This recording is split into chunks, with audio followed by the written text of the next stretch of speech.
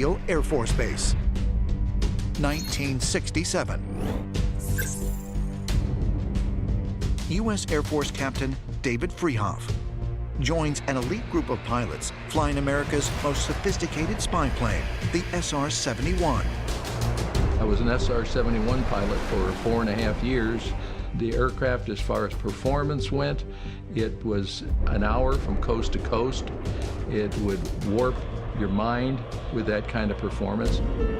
And you just felt so proud that you had an opportunity to fly that airplane and to be a part of that unit and those people. It was family.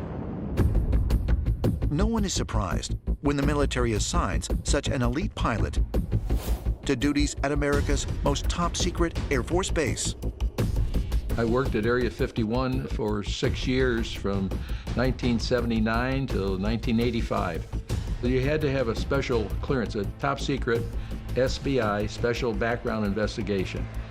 Fortunately, I had gotten that while I was flying the SR, so it was an easy transition for me to move from the SR-71 and my clearances and all over into Area 51. Along with his colleagues, Freehoff commuted each day from McCarran Airport in Las Vegas to Area 51 using a mysterious government carrier named Janet Airlines. One of the great stories about Area 51 comes from engineer T.D. Barnes. Here's what he said. If there are UFOs being reverse engineered at this base, I wouldn't know about it because you flew out in an airline, Janet Airlines, and the windows were blacked out, so you didn't know where you were going. Freehoff noticed that on his daily commutes, a select group of scientists and military personnel also boarded the Janet 737 in Las Vegas. When the plane landed at Area 51, this group boarded a bus and headed to an even more secretive facility codenamed Site 4, or S4. When I was there, we knew about S4, but we didn't know what they did.